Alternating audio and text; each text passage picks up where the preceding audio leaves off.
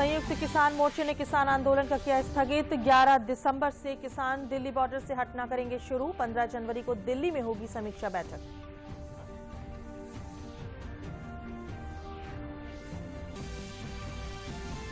प्रधानमंत्री नरेंद्र मोदी ने विमान दुर्घटना में शहीद हुए सीडीएस जनरल बिपिन रावत और उनकी पत्नी मधुलिका रावत सहित शहीद सैनिकों को दी श्रद्धांजलि।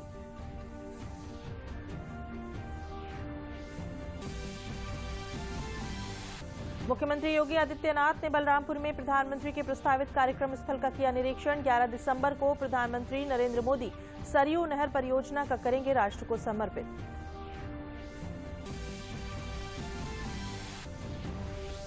और प्रधानमंत्री नरेंद्र मोदी द्वारा 13 दिसंबर को काशी विश्वनाथ मंदिर कॉरिडोर के लोकार्पण को लेकर वाराणसी में छाया उत्साह का माहौल।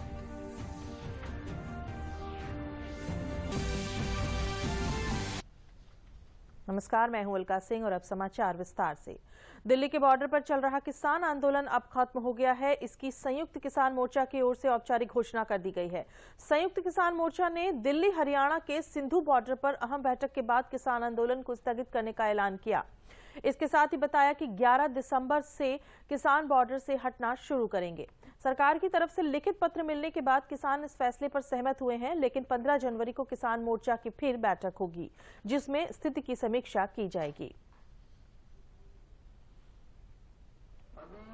जो हमारा आंदोलन है वो जो सरकार ने वादे किए हैं, उन वादों के अनुसार अभी आंदोलन को हम स्थगित किया है और हर महीने इसकी समीक्षा करते रहेंगे।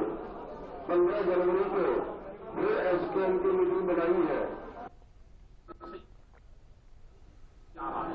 ये एक बड़ी चीज है और 11 तारीख से जो बॉर्डर है हमारे हैं वे खाली होने शुरू हो जाएंगे 11 तारीख से, और उनको 2 दिन लगे, 3 दिन लगे, 4 दिन लगे।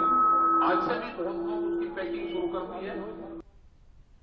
ताजा जानकारी के लिए चलते हैं नोएडा संवाददाता संजीव उपाध्याय के पास। जी संजीव, किसानों के आंदोलन को स्थगित होने की जो खबर आ रही है, उसको लेकर वहां का जो स्थानीय लोगों में किस तरह का माहौल दिखाई दे रहा है? जी अलका, आपको बता दें कि ये करीब 1 साल तक लगातार किसानों का जो है कृषि कानून को लेकर धरना प्रदर्शन लगातार चलता रहा है, लेकिन सरकार के एक अच्छे प्रयास से प्रधानमंत्री के साथ किसानों की हुई वार्ता के बीच एक अच्छा जो है समझौता निकल के सामने आया और जो 5 सदस्यीय शिष्टमंडल किसानों को गया, सरकार के साथ बात किया, उसमें सरकार ने उनकी बातें मानी और सरकार की बातें किसानों को मानी, जो कि लंबे समय के बाद माना और जाके वो अब धरना प्रदर्शन का खत्म हुआ है। स्थानीय लोग इस चीज को लेकर काफी खुश हैं। जो रास्ता 1 साल से बंद था वो अब खुल गया। लोगों के लिए आने जाने में जो दिक्कतें हो रही थी, एनसीआर केस के तमाम लोग परेशान थे। इसमें कोर्ट भी कई बार दखल दे चुका था, लेकिन सरकार के अच्छी पहल की वजह से देखा जाए तो ये धरना प्रदर्शन समाप्त हुआ है और किसान जो है एक खुशी मनाते हुए अपने अपने घर गए हैं। वहीं आने जाने वाले लोग और स्थानीय लोग भी काफी इस मामले में खुश नजर आ रहे हैं और सरकार की बल्कि हर जगह लोग तारीफ कर रहे हैं कि सरकार के अच्छे प्रयास और पहल से जो है ये किसानों का धरना प्रदर्शन समाप्त हुआ है। जेल का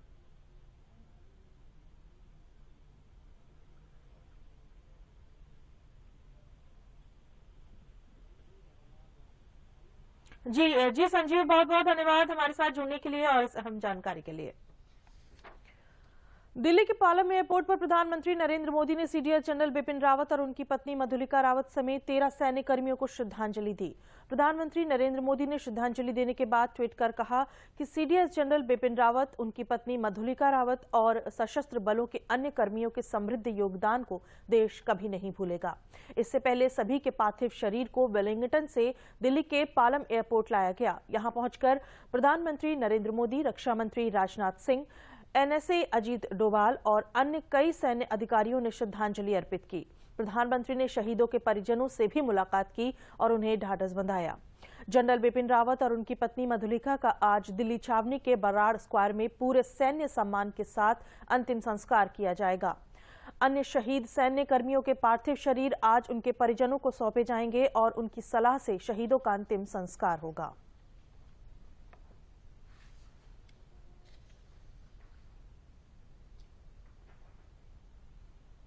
रक्षा मंत्री राजनाथ सिंह ने आज संसद में तमिलनाडु के कुन्नूर में हुए हेलीकॉप्टर हादसे पर बयान दिया।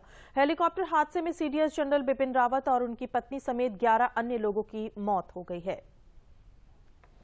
आज मैं बड़े दुख और भारी मन से 8 दिसंबर 2021 की दोपहर में हुई मिलिट्री हेलीकॉप्टर, जिसमें भारत के प्रथम chief of defence staff general Bipin Rawat, उनकी धर्मपत्नी एवं 12 अन्य सवार थे, की दुर्घटना के दुर्भाग्यपूर्ण समाचार से अवगत कराने के लिए आप सबके बीच खड़ा हुआ हूं। General Bipin Rawat defence services staff college Wellington के स्टूडेंट अफसर से इंटरेक्ट करने के लिए अपने एक शेड्यूल्ड विजिट पर थे। एयरफोर्स के Mi-17V5 हेलीकॉप्टर ने कल 11:48 पर सुलूर एयरबेस से अपनी उड़ान भरी, जिसे 12:15 पर वेलिंगटन में लैंड करना था। सुलूर एयरबेस के एयर ट्रैफिक कंट्रोल ने लगभग 12:08 पर हेलीकॉप्टर से अपना कांटेक्ट खो दिया। बाद में कुन्नूर के पास जंगल में कुछ स्थानीय लोगों ने आग लगी हुई देखी। जब वे भागकर उस स्थान पर पहुंचे तो उन्होंने मिलिट्री हेलीकॉप्टर के अवशेष को आग की लपटों से घिरा हुआ देखा। स्थानीय प्रशासन से एक बचाव दल उस जगह पर पहुंच गया। उन्होंने क्रैश साइट से सर्वाइवर्स को रिकवर करने का भी प्रयास किया। उस अवशेष से जितने भी लोगों को निकाला जा सका, उन सबको यथाशीघ्र वेलिंगटन के मिलिट्री हॉस्पिटल पहुंचाया गया। प्राप्त जानकारी के अनुसार उस हेलीकॉप्टर में सवार कुल 14 लोगों में से 13 लोगों की मृत्यु हो गई। जिन लोगों की दुर्भाग्यपूर्ण मौतें हुई उनमें चीफ ऑफ डिफेंस स्टाफ और उनकी धर्मपत्नी श्रीमती मधुलिका रावत, उनके रक्षा सलाहकार brigadier Lakhwinder Singh Lidder, staff officer lieutenant colonel Harjinder Singh और एयर फोर्स हेलीकॉप्टर क्रू समेत आर्म्ड फोर्सेस के अन्य 9 लोग शामिल हैं। उनके नाम हैं wing commander Prithvi Singh Chauhan, squadron leader Kuldeep Singh, junior warrant officer Rana Pratap Das, junior warrant officer Arakkal Pradeep, Harvinder Satpal Rai, Naik Gursewak Singh, Naik Jitendra Kumar, lance Naik Vivek Kumar, lance Naik B Sai Teja. सभी पार्थिव शरीर को आज शाम तक इंडियन एयरफोर्स प्लेन से दिल्ली लाया जाएगा। Group captain Varun Singh Wellington के मिलिट्री हॉस्पिटल में लाइफ सपोर्ट पर हैं और उन्हें बचाने के हर संभव प्रयास किए जा रहे हैं। अध्यक्ष महोदय, air chief marshal Shri VR Chaudhary को घटनास्थल पर दुर्घटना की सूचना प्राप्त होने पर कल ही भेज दिया गया है। उन्होंने घटनास्थल एवं वेलिंगटन हॉस्पिटल जाकर स्थिति का जायजा लिया। इस दुर्घटना के संबंध में इंडियन एयरफोर्स द्वारा एयर मार्शल मानवेंद्र सिंह की अध्यक्षता में एक ट्राई सर्विस इंक्वायरी के भी आदेश दे दिए गए हैं। इंक्वायरी टीम के ऑफिसर्स ने कल ही वेलिंगटन पहुंचकर अपना कार्य भी प्रारंभ कर दिया है। चीफ ऑफ डिफेंस स्टाफ का अंतिम संस्कार फुल मिलिट्री ऑनर्स के साथ किया जाएगा और अन्य सभी मिलिट्री पर्सनल का अंतिम संस्कार भी एप्रोप्रिएट मिलिट्री ऑनर के साथ किया जाएगा। अध्यक्ष महोदय, अंत में मैं देश की ओर से सभी दिवंगत लोगों को हार्दिक श्रद्धांजलि अर्पित करता हूं और उनके परिवारजनों के प्रति अपनी संवेदना भी व्यक्त करता हूं।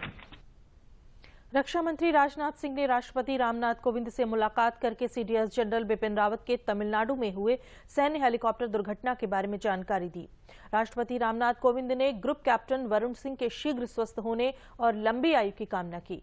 देश भर से मंत्रियों, वरिष्ठ नेताओं और लोगों ने जनरल बिपिन रावत, उनकी पत्नी मधुलिका रावत और हादसे में शहीद हुए सैनिकों को भावपूर्ण श्रद्धांजलि अर्पित की।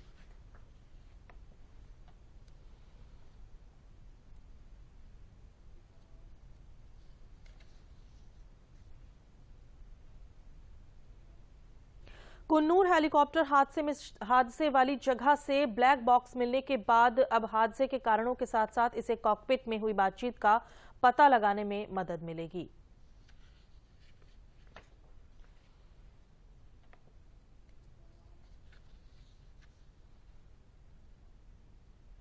बलरामपुर में 11 दिसंबर को प्रधानमंत्री के प्रस्तावित कार्यक्रम स्थल का मुख्यमंत्री योगी आदित्यनाथ ने निरीक्षण करते हुए अधिकारियों को दिशा निर्देश दिए।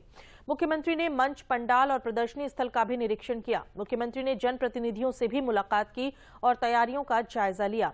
इस अवसर पर समाज कल्याण राज्य मंत्री रमापति शास्त्री ने कहा कि प्रधानमंत्री नरेंद्र मोदी और मुख्यमंत्री योगी आदित्यनाथ ने सभी क्षेत्रों के विकास पर ध्यान दिया है। उन्होंने कहा कि देश की सबसे बड़ी नहर परियोजना सरयू नहर परियोजना के क्षेत्र में खुशहाली आएगी।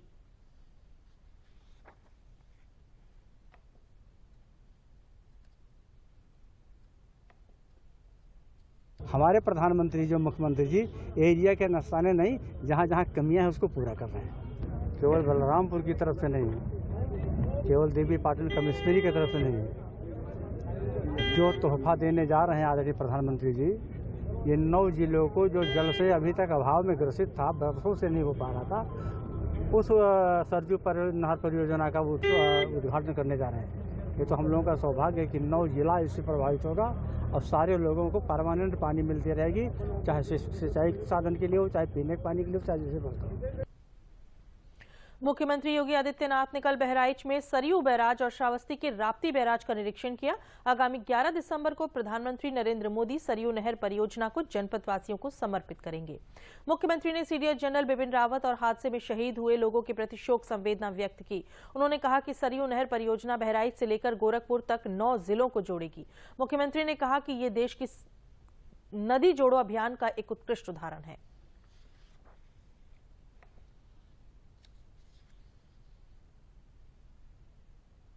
उन्नीस 1972 से प्रारंभ हुई और 1978 से इस पर व्यवहारिक रूप से कार्य प्रारंभ होने के बाद भी 2017 तक इस राष्ट्रीय परियोजना पे मात्र 52% कार्य हो पाया था। 2015 में प्रधानमंत्री मोदी जी ने प्रधानमंत्री कृषि सिंचाई योजना लागू की और देश के ऐसे प्रोजेक्ट जो राष्ट्रीय महत्व के हैं, प्राथमिकता के आधार पर उन्हें समयबद्ध ढंग से पूरा करने के लिए जब एक कार्य योजना बनाई तो उसमें सरयू नहर राष्ट्रीय परियोजना को ही बनाई थी। लगभग 14.5 लाख हेक्टेयर लैंड को सिंचाई की सुविधा प्राप्त होगी और 30 लाख किसान इससे लाभान्वित होंगे। इस राष्ट्रीय परियोजना को राष्ट्र को समर्पित करने के लिए आदरणीय प्रधानमंत्री मोदी जी ने 2014 में जो बात कही थी कि 2022 तक अन्नदाता किसानों की आमदनी को दोगुना करना है, किसानों की आमदनी को दोगुना करने के इस अभियान के क्रम में यह राष्ट्रीय परियोजना बहुत महत्वपूर्ण है और पूर्वी उत्तर प्रदेश के किसानों के लिए प्रधानमंत्री मोदी जी की यह एक बड़ी सौगात भी है। वाराणसी में प्रधानमंत्री नरेंद्र मोदी द्वारा काशी विश्वनाथ मंदिर कॉरिडोर का 13-14 दिसंबर को लोकार्पण किए जाने के अवसर पर आए हुए अतिथियों और संत महात्माओं को महाप्रसाद वितरण का कार्य भी होगा। शुद्ध देसी घी और मेवा से निर्मित लड्डुओं का ये महाप्रसाद वाराणसी के स्वयं सहायता समूह बेला पापड़ समूह की 11 महिला सदस्यों के द्वारा बड़े जोश के साथ और शुद्धता के साथ मनाया जा रहा है और उनमें काफी उत्साह भी देखने को मिल रहा है।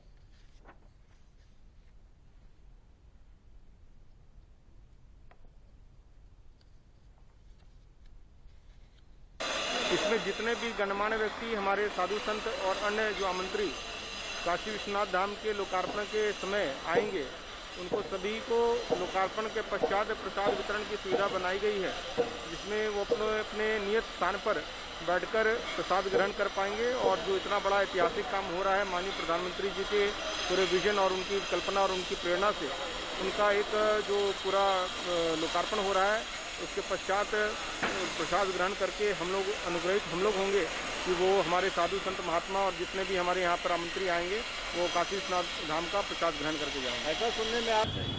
हमारा नाम सुनीता पाल है, हम समूह के कोषाध्यक्ष हैं। हम सोच रहे हैं कि ज़्यादा से ज़्यादा प्रसाद हमारे हाथ का बना हुआ हर व्यक्ति को बांटा जाए। काशी विश्वनाथ धाम का प्रसाद बनेगा और सब में वितरण होगा प्रधानमंत्री जी के कार्यक्रम में, इसलिए हम महिलाएं बहुत उत्साहित हैं। ताजा जानकारी के लिए चलते हैं वाराणसी अपने संवाददाता दीपक ज्योति त्रिपाठी के पास। दीपक, प्रधानमंत्री द्वारा काशी विश्वनाथ कॉरिडोर के लोकार्पण को लेकर किस तरह का उत्साह वहां माहौल है, आप क्या उसके बारे में बता सकते हैं? देखिए, बनारस का बच्चा बच्चा, यहाँ का जन जन, और यही नहीं, बाहर से आने वाले जो दर्शनार्थी हैं, सबके अंदर एक अजीब तरह का उत्साह है इस मंदिर को लेकर के, और सभी इस बात को कह रहे हैं कि यह प्रधानमंत्री श्री नरेंद्र भाई मोदी और योगी की देन है कि इतना विशाल काशी विश्वनाथ का परिसर बन सका। काशी की पहचान बाबा विश्वनाथ से है और सभी लोग इससे बहुत ही प्रसन्न हैं और इतने खुश है कि हर आदमी 13 तारीख का लोकार्पण का इंतजार कर रहा है। इस संबंध में स्मार्ट सिटी की तरफ से 5 स्थानों पर लाइव प्रसारण की व्यवस्था की जा रही है और 1669 के बाद पहली बार राक्षोध्यान होम हुआ, जिससे कि ये कल गुरुवार को हुआ है। इस होम का असर ये होता है कि शास्त्रीय विधि से इस होम को करने पर काशी विश्वनाथ का कोना कोना जो है सुरक्षित हो जाता है। यहाँ के लोग चाहे व्यापारी हो, चाहे कलाकार हो या आम जन, और एक बेला पापड़ समूह 11 महिलाओं का समूह है, वो विगत 1 हफ्ते पूर्व से ही महाप्रसाद बनाने की तैयारी कर रहा है, जिस प्रसाद को यहाँ आने वाले संत महात्मा और अतिथियों को काशी विश्वनाथ मंदिर प्रशासन की तरफ से दिया जाएगा। जी दीपक, धन्यवाद हमारे साथ जुड़ने के लिए और ये अहम जानकारी देने के लिए। तमिलनाडु में नीलगिरी के कुन्नूर में हुए हेलीकॉप्टर हादसे में शहीद हुए आगरा के विंग कमांडर पृथ्वी सिंह चौहान के परिवार को सांत्वना देने के लिए प्रदेश के उप मुख्यमंत्री केशव प्रसाद मौर्य उनके घर पहुंचे। शहीद के पिता सुरेंद्र सिंह और परिवार के सदस्यों से मुलाकात कर ढाढस बंधाया। उप मुख्यमंत्री आगरा में आयोजित सामाजिक संवाद कार्यक्रम में भाग लेने पहुंचे थे, लेकिन कार्यक्रम को रद्द करते हुए वे शहीद पृथ्वी सिंह के घर पहुंचे और परिवार से मुलाकात की। उप मुख्यमंत्री ने पत्रकारों से बात करते हुए कहा कि सीडीएस जनरल बिपिन रावत के साथ आगरा के बेटे विंग कमांडर पृथ्वी सिंह चौहान सहित 13 लोगों के देश के सर्वोच्च बलिदान देने से पूरा देश स्तब्ध है। देश के लिए बहुत चिंताजनक समाचार प्राप्त हुआ, जिसमें तीनों सेनाओं की बागडोर सीडीएस के रूप में जनरल बिपिन सिंह रावत जी और हमारे कई जैसे हमारे विंग कमांडर आगरा के ही बेटे पृथ्वी सिंह चौहान जी सहित 13 लोगों के देश के लिए सर्वोच्चतम बलिदान देने का जो समाचार आया,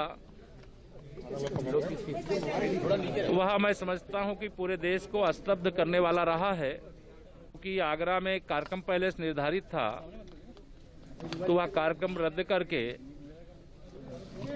हम सब यहां सीधे परिवार के पास आए हैं। यद्यपि कोई परिवार का कोई सदस्य कहीं मतलब किसी बलिदान हो चाहे किसी रूप में जब जाता है तो उसका पूरे परिवार को दुख होता है, लेकिन इस परिवार के, इस आगरा के धरती के वो पुत्र थे, लेकिन पूरा देश आज उनके सर्वोच्च बलिदान से और जो हमारे सभी 13 चाहे वो विंग कमांडर या सेना के कोई अधिकारी अफसर, सबको लेकर के दुखी है। भाजपा के प्रदेश अध्यक्ष स्वतंत्र देव सिंह ने आजमगढ़ में जनसभा को संबोधित किया। उन्होंने विपक्ष पर निशाना साधते हुए कहा कि ये वही लोग हैं जो कहते थे कि राम मंदिर पर अस्पताल बना दिया जाए और आज उसी मंदिर के लिए मत्था टेकने जाते हैं। उन्होंने कहा कि अपने ही देश में लोग पिछले 70 सालों में वंदे मातरम और भारत माता की जय बोलने पर शर्म करते हैं। प्रधानमंत्री नरेंद्र मोदी के आने के बाद अमेरिका से चाइना तक और विक्टोरिया महल में भी प्रवेश करते समय भारत माता का जयकारा होता है। इसके अंदर 70 सालों से देश का अपमान होता रहा। आज दुनिया के अंदर भारत माता जय बोलने में लोग शर्म करते थे, वंदे मातरम बोलने में शर्म महसूस करते थे। वह स्वतंत्रता सेनानियों ने जो वंदे मातरम और भारत माता जय के नाम पर गले में फांसी का फंदा चूम लिया था, लोग धरती पर उतरते थे तो प्रधानमंत्री पता कहाँ खो जाता था, विश्व के धरती पर पता नहीं चलता था। आदरणीय मोदी जी अमेरिका से लेकर चाइना तक और विक्टोरिया महल में भी प्रवेश करते हैं तो 70 सालों बाद पहली बार वंदे मातरम और भारत माता का जय जयकार पूरी दुनिया की धरती पर होता है। ये हिंदुस्तान का सम्मान है भाई।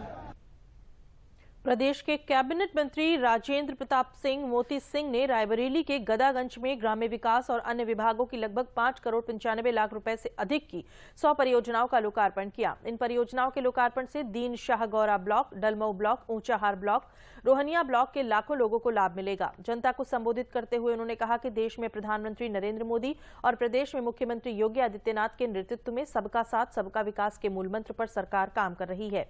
विपक्ष पर निशाना साधते हुए उन्होंने कहा कि ये केवल अपना विकास करेंगे और अराजकता फैलाएंगे।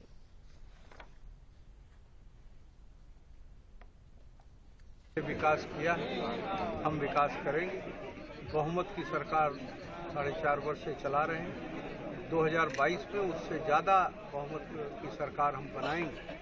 विपक्ष के लोग, और विपक्ष में मैंने अभी कहा ना, औरंगजेब साहब का नाम लिया, शाहजहां का नाम लिया, तो हम तो राम की संस्कृति के हैं, जो राजा दशरथ की आज्ञा पर अपने राजपाट को छोड़कर 14 वर्ष तक वन में रह सकते हैं। उत्तर प्रदेश का विकास, योगी आदित्यनाथ जी जैसा योगी जिसके परिवार में उनके बदन के अलावा कोई नहीं है, उत्तर प्रदेश उनका परिवार है। हम भारतीय जनता पार्टी के कार्यकर्ता पूरी तरह से आश्वस्त हैं। कानपुर नगर पहुंचे प्रदेश के विधि एवं न्याय मंत्री बृजेश पाठक ने भारतीय जनता पार्टी अनुसूचित मोर्चा कानपुर बुंदेलखंड क्षेत्र के सामाजिक संवाद कार्यशाला का शुभारंभ किया।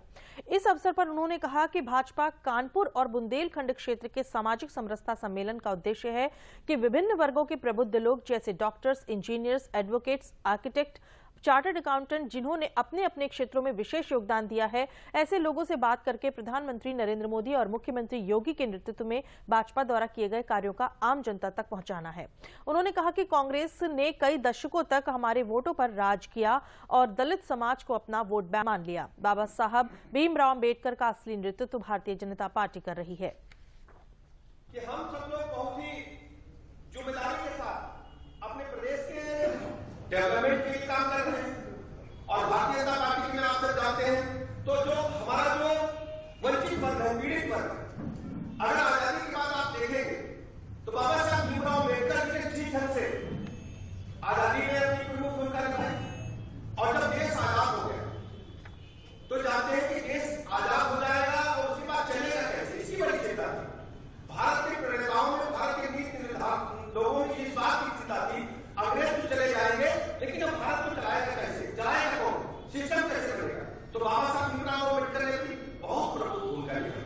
उन्होंने संविधान सभा का व्यवस्था इस ढंग से किया कि भारत में दबे कुचले पीड़ित वंचित लोग अब दबे कुचले नहीं रह पाए। हम सब जानते हैं कि आजादी से पहले किस प्रकार दलित वर्ग पर, वंचित वर्ग पर, अनुसूचित वर्ग पर अत्याचार होते थे। बाबा साहब भीमराव अम्बेडकर ने ऐसी व्यवस्था बनाई, हमें संविधान में ताकत दी, किताब में ताकत दी कि कोई भी व्यक्ति हमारी तरफ को उंगली उठाकर अब नहीं देख पाएगा। मथुरा में उत्तर प्रदेश सरकार की उड़ान योजना के द्वारा भारत सरकार और उत्तर प्रदेश सरकार की महत्वाकांक्षी योजनाओं को लेकर 15 मरीन बस्तियों में लाभार्थियों को दिसंबर माह में विशेष कैंप लगाकर जागरूक किया जा रहा है। यहां एक छत के नीचे सभी योजनाओं का लाभ लोगों को दिया जा रहा है।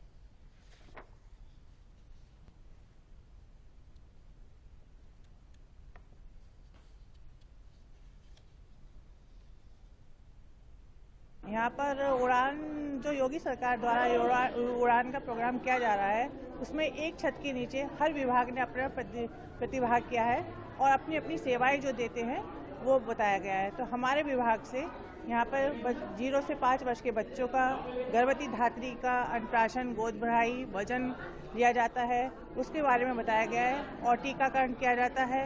जो बच्चे हमारे वजन करने के बाद और लंबाई और वजन के हिसाब से जिस श्रेणी में जाते हैं, जैसे अगर ग्रीन कलर में आता है तो हरी श्रेणी में हरा सामान्य बच्चा है और लाल श्रेणी में है तो वो गंभीर बच्चा है, तो उसको जो गंभीर बच्चे आते हैं उनको हम NRC महामाया में जो 100 सैया वाले हॉस्पिटल में और रेफर करते हैं, संदर्भित किया जाता है। यहाँ उड़ान कार्यक्रम जो स्टार्ट हुआ है योगी की सरकार की तरफ से, यहाँ वैक्सीनेशन लगवाया, मैंने भी वैक्सीन लगवाने आया हूँ और मेरा लक्ष्य हुआ है और यह एक छत के नीचे सारे कार्यक्रम पूर्ण हो रहे हैं और बहुत अच्छा योगी सरकार की तरफ से यह अच्छा काम चल रहा है। सुल्तानपुर की सांसद मेनका संजय गांधी ने अपने दौरे के दूसरे दिन कल सिरवारा गांव में एक महाविद्यालय के शिक्षण कक्ष का लोकार्पण किया। उन्होंने एयरक्राफ्ट दुर्घटना में सीडीएस विपिन रावत समेत 12 अन्य शहीदों को श्रद्धांजलि दी। सांसद ने पुलिस लाइन में आयोजित खेलकूद प्रतियोगिता के समापन के दौरान कहा कि परिषदीय स्कूल के बच्चों ने अपनी खेल प्रतिभा से उनका मन मोह लिया।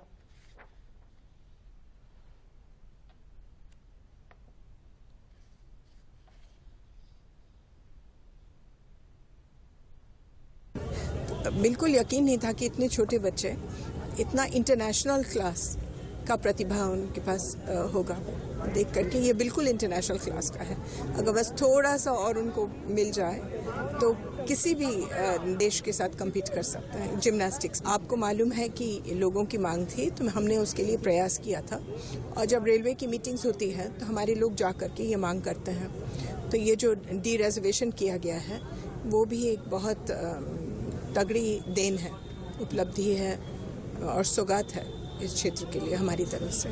जी। और मैं धन्यवाद देती हूँ रेलवे मिनिस्ट्री की कि उन्होंने बहुत खुशी से हमारी बात मानी। बहुत दुखद और बहुत बड़ा लॉस था। लखनऊ में कल प्रधान मुख्य आयकर आयुक्त आशीष वर्मा ने बैठक की, जिसमें आयकर विभाग के पदाधिकारियों सहित आदर्श व्यापार मंडल के व्यापारी और सर्राफा मंडल के व्यापारी भी मौजूद थे। बैठक के दौरान आयकर आयुक्त ने कर भरते वक्त आने वाली समस्याओं पर चर्चा की।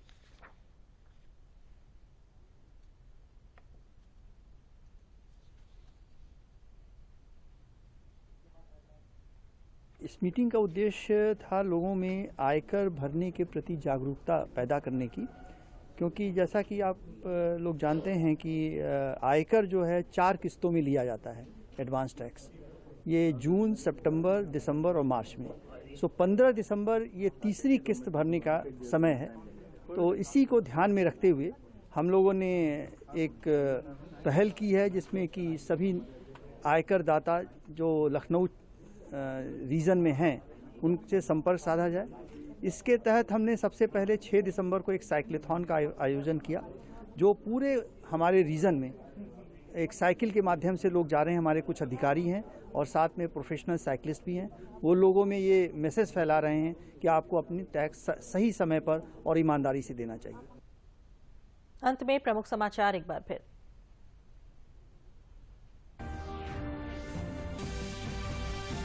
संयुक्त किसान मोर्चे ने किसान आंदोलन किया स्थगित। 11 दिसंबर से किसान दिल्ली बॉर्डर से हटना करेंगे शुरू। 15 जनवरी को दिल्ली में होगी समीक्षा बैठक।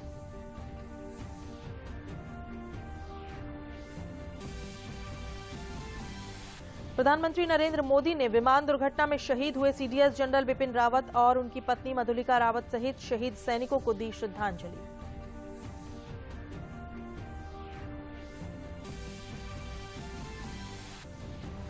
मुख्यमंत्री योगी आदित्यनाथ ने बलरामपुर में प्रधानमंत्री के प्रस्तावित कार्यक्रम स्थल का किया निरीक्षण।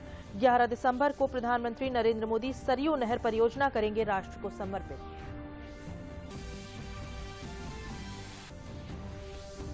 और प्रधानमंत्री नरेंद्र मोदी द्वारा 13 दिसंबर को काशी विश्वनाथ मंदिर कॉरिडोर के लोकार्पण को लेकर वाराणसी में छाया उत्साह का माहौल।